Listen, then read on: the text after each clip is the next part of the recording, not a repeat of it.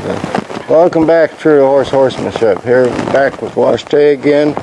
What I have been doing with him since last time you saw him, some flag work. I worked with it for a couple days and then also give him to the bit. I don't have him bit up right now, but he's gotten real light. I'll throw a bit on him real quick.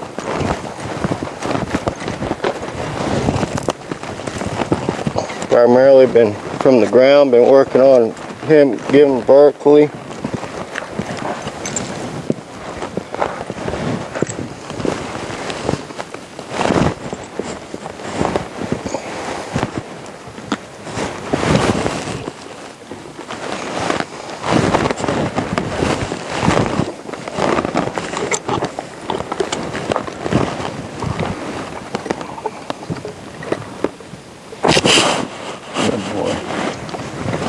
He's still not as soft I like for him to be, but he's came a long ways. Yeah, let's walk around.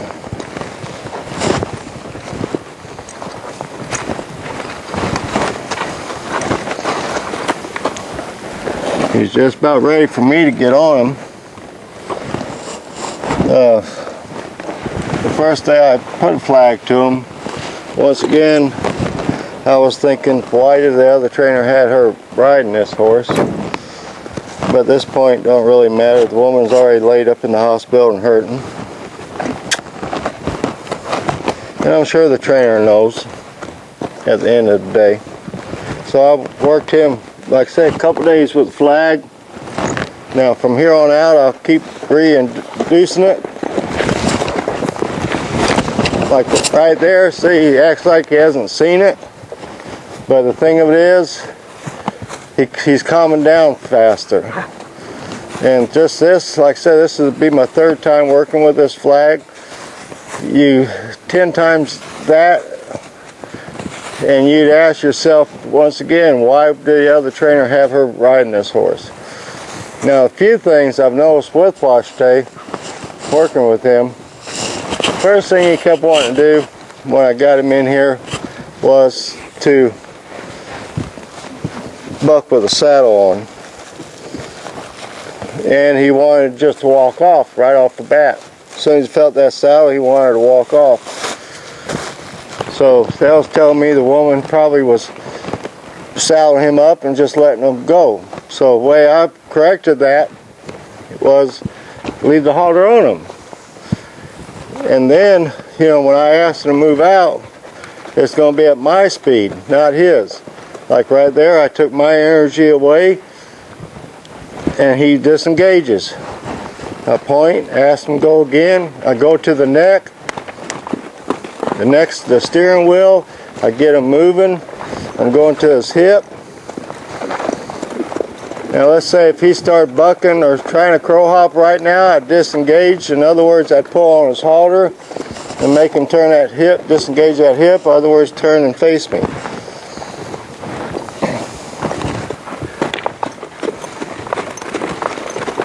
So I want him to go forward again, so I got to keep my body back here by his flank, because if I get right here, you notice how he's slowing down. And if I get too far in front of him, he's going to probably stop and look at me. Now, here in a minute, I will let him go, but when I first start handling him, it's all going to be on my cadence, not his. So like I said, I took the flag work to him, and every day I'll take that flag work to him until he'll get there where he'll stand there like champ. And then I'll keep doing it, because it's not good enough that he just stands there. You know, I'll keep backing it up. Once he gets it, I'm not going to back off of it, because that's when you don't need to back off of him. Once they get it, you need to do it a few more times to confirm what you just taught them.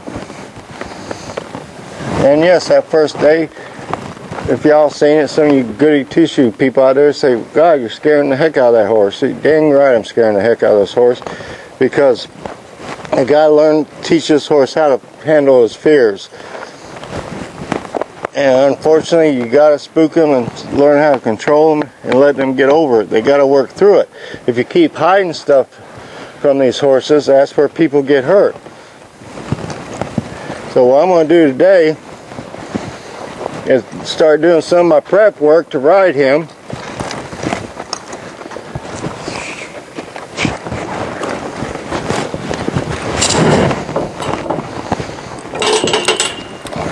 So I'm going to grab a little one here, this Paint Mustang, which you'll be seeing probably a lot of my little one and Sukuwok on, because they're the two horses I start. And right now he ran off, but I'm not in that picture. I'm not involved in that picture. I'm out of it. I'm not there chasing them. And one of my pet peeves is somebody exercising a horse with a halter and lead in their hand, and then they try to catch a horse, they wonder why the horse won't be caught.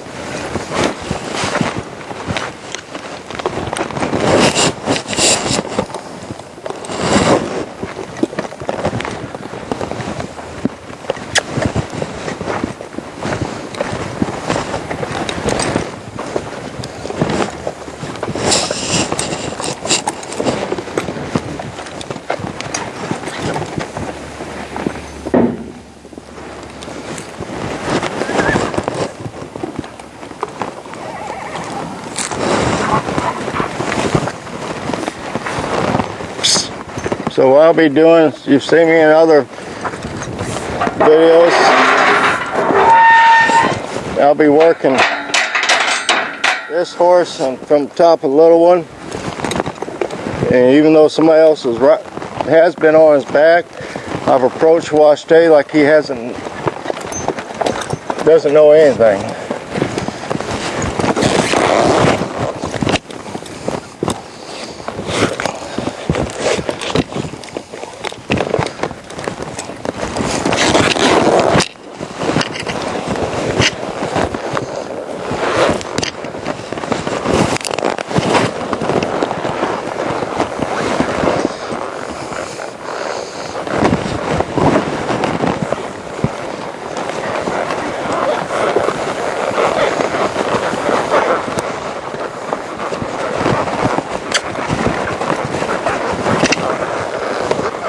Which evident right there tells me he doesn't have no problems me being above the top of him.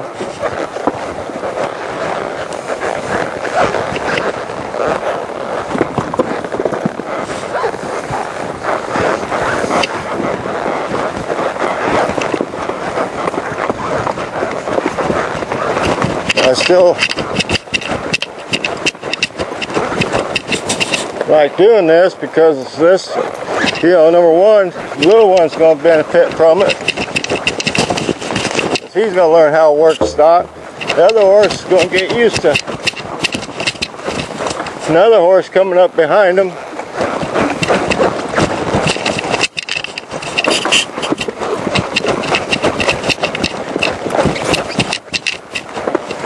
So I'll just work him back and forth a little bit.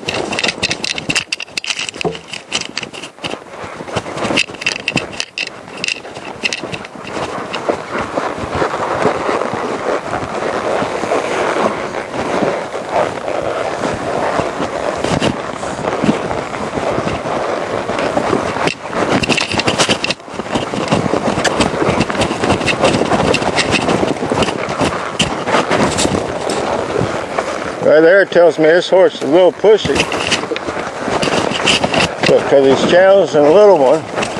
Main thing I got to watch out right now, since I dropped my whip, is of course the hiney of the other horse.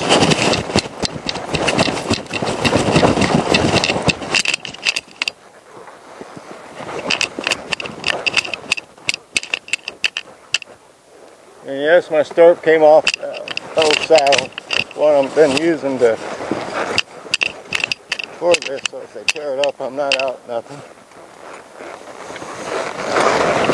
And right there, he tried to walk through me, so I just blocked him. The little one, stuff me doing it, just had little one do it. If I had a really pushy horse, I'll do this from back another horse, because the other horse, you know, I'm on a 1,000-pound animal, so it's hard for them to push me around off of another horse.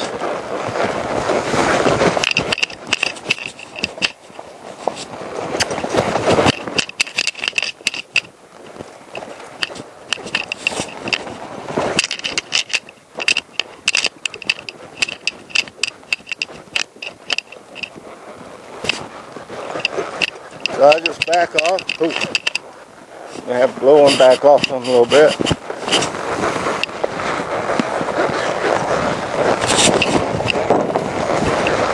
Like I said, this horse ain't too worried about too much anything right now.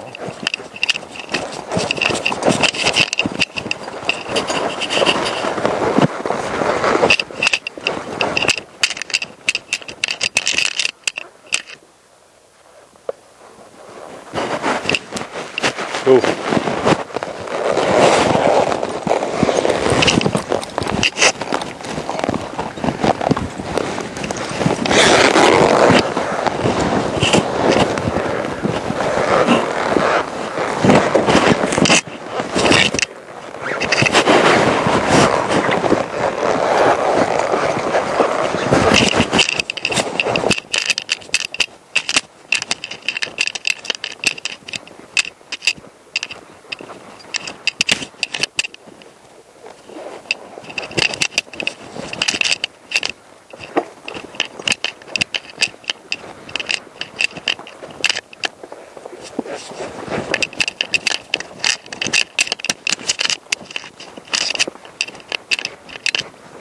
We'll keep working them back and forth.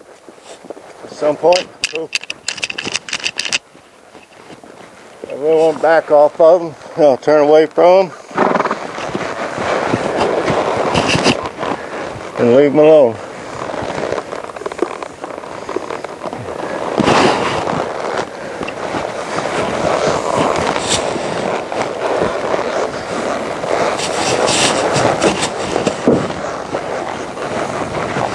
Now I'm going to approach him quietly.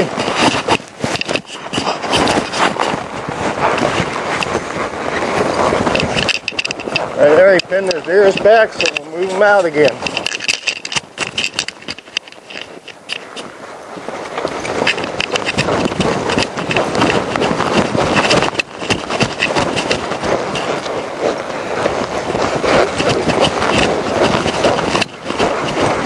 That time the little one read the horse better than I did.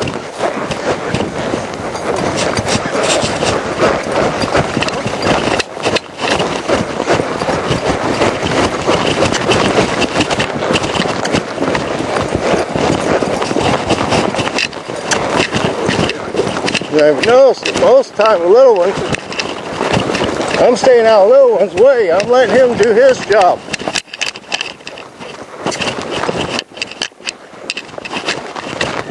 Right there, I put him in front of the shoulder. I'd take the little one off him a little bit so I get in front of the shoulder. But most of the time I'm letting the little one work this horse.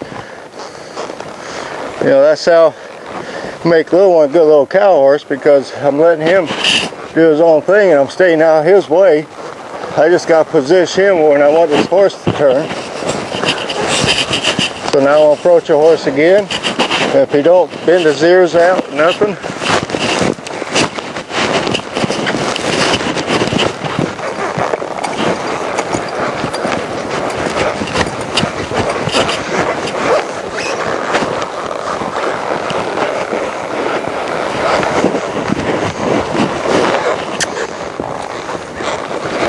If he bend his ears again, I'm going to make him move out. But I know some of y'all think, so wait a minute, you said at the beginning of the video you didn't want him to move out. No, I don't want him to just come in this round pen and think he gets to move out right off the bat. So that's why I left the lead on him, so I can control him.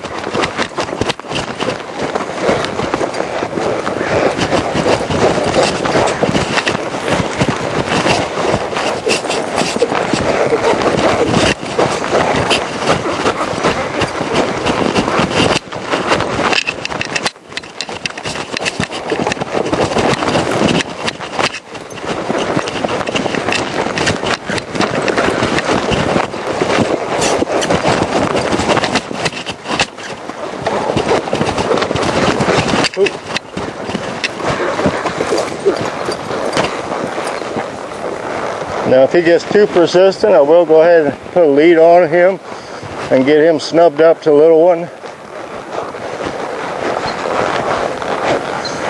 But I'm still going to give him a chance to do it this way, because I'd rather him decide to come up to me and move off quietly and follow me. Now he's lowered his head. That first time he was right up there, he challenged the little one. His head was up and his ears were back. So that was a challenge. He first came up to me. And that's another reason I worked his feet for the little one. I want that head down, and I don't want him to challenge me.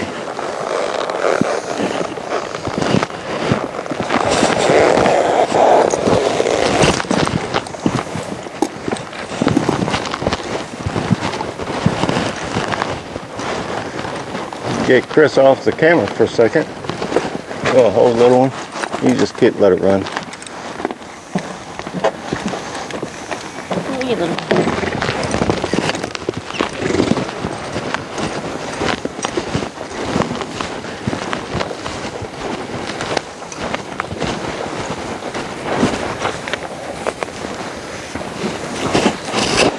Now, if you notice, I want this horse to come up to me pretty much.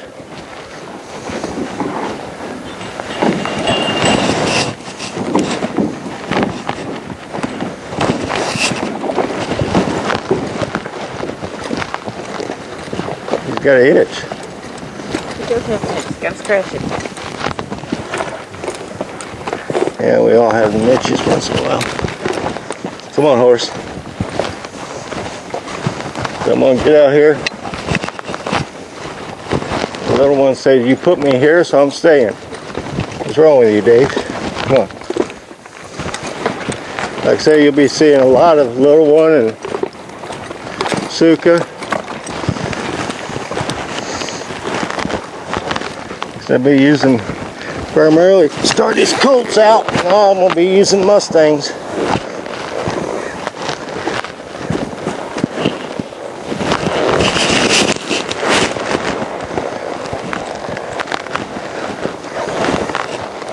So I'm going to just get up here close to this horse, watch Dave.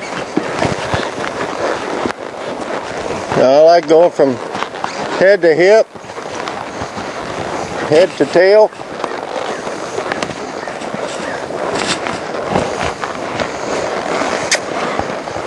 You want to move this horse, watch Dave's hip around a little bit. The little one's already got the idea what I want of him. And yes, you're probably going to see the little one bite his hip, but that's alright. I'm not going to stop him unless he got aggressive with it. Because I want this horse to move that hip. Alright, there I'm going to stop him. I'm going to side pass over here close to him.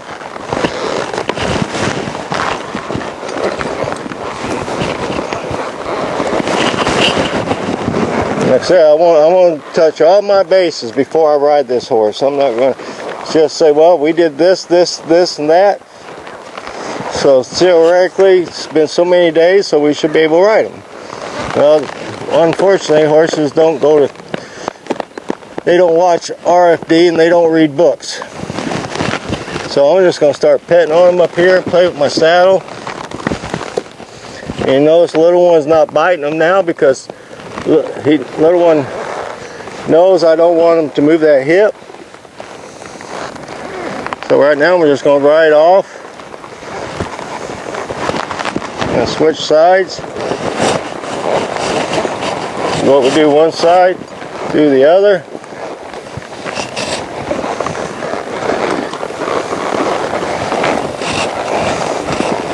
Let this horse move his hip over here.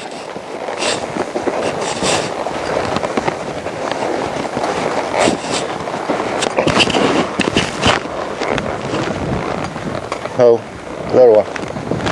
I'm going to just get up here, position little one, so I can pet on the horse from this side.